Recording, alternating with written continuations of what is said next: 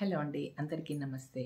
ఈరోజు నేను మీతోటి ఒక చిన్న విషయం, చిన్నదేం కాదు పెద్ద విషయమే మాట్లాడదామని, నాకు తెలిసిన విషయాలు మాట్లాడదామని అనుకుంటున్నానండి. అదే స్వేచ్ఛ. స్వేచ్ఛకు అసలు అర్థం ఏమిటి?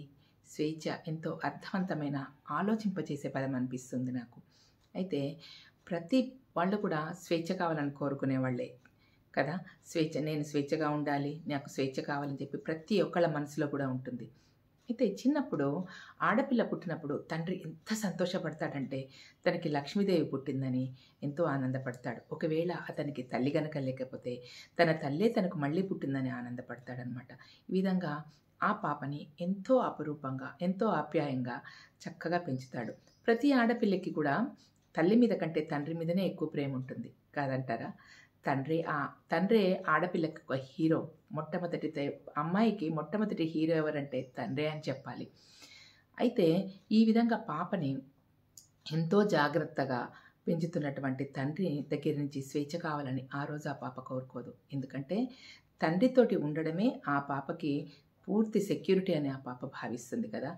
తర్వాత పెరిగి పెద్దయిన తర్వాత, పెళ్ళైన తర్వాత కుటుంబంలో వచ్చేటువంటి ఒడిదుడుగులు కానీ, ఆటుపోట్లు కానీ ఇవన్నీ ఎదుర్కోవడంలో భర్తకు చేయూతనిస్తూ, భర్తకు సలహాలనిస్తూ ధైర్యలక్ష్మిగా తన కుటుంబాన్ని నెట్టుకొస్తుందనమాట. ఏ విధమైన ఆటుపోట్లు వచ్చినా కూడా తట్టుకునే శక్తి ఆడవాళ్ళలో ఎక్కువగా ఉంటుంది కాబట్టి భర్తకి వెన్నంటి ఉండి, భర్తకి తగు సలహాలను అందిస్తూ కుటుంబాన్ని చక్కగా వెళ్ళదీసుకుంటూ వస్తుందన్నమాట.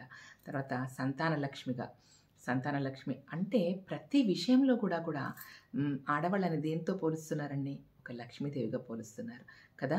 తర్వాత అన్నపూర్ణగా ఉంటూ ఇంట్లో ఉన్నటువంటి అన్ని విషయాలను చూసుకుంటూ అందరూ కూడా ఆరోగ్యంగా ఉండేటట్టు తన యొక్క ప్రతిభను చాటుతూ కుటుంబాన్ని చక్కగా నెగ్గుకుంటూ వస్తుందన్నమాట.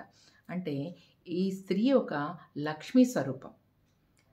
ప్రతి విషయంలో కూడా స్త్రీని మనం ఒక లక్ష్మితోటే పోలుస్తున్నాం. లక్ష్మీ స్వరూపం అంటే మనం ఇంట్లో లక్ష్మిని మనం ఏ విధంగా కాపాడుకుంటాం చెప్పండి? తీసుకెళ్ళి బయట పడేస్తామా? బయట ఎవరికన్నా చూపిస్తామా? లేదు కదా. చాలా జాగ్రత్తగా కాపాడుకుంటూ ఉంటాం కదా. అయితే ఈ లక్ష్మీ స్వరూపమైనటువంటి ఈ స్త్రీని కాపాడుకోవడము తండ్రిగా, కూతుర్ని కాపాడుకోవడం తండ్రి బాధ్యత, భార్యను కాపాడుకోవడం భర్త బాధ్యత, తల్లిని కాపాడుకోవడం పిల్లల బాధ్యత. ఈ విధంగా ఈ లక్ష్మీ స్వరూపం ఒక గుప్త నిధి లాంటి ఈ స్త్రీని కాపాడుకోవడం వీళ్ళ బాధ్యత.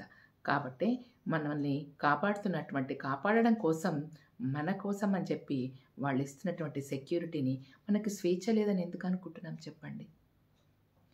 మనకు స్వేచ్ఛ అనే దాంట్లో అర్థాన్ని మనం వెతుక్కొని దాన్ని ఇది స్వేచ్ఛనా కాదా అనేది మనం ఆలోచించుకుంటే మనం మంచిగా ఉంటున్నామా లేదా, మనం ఆనందంగా ఉండడమే స్వేచ్ఛ అనుకోవాలి.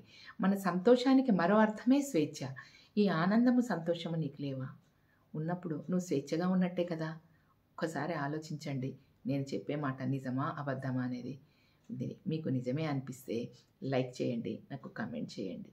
Thank you.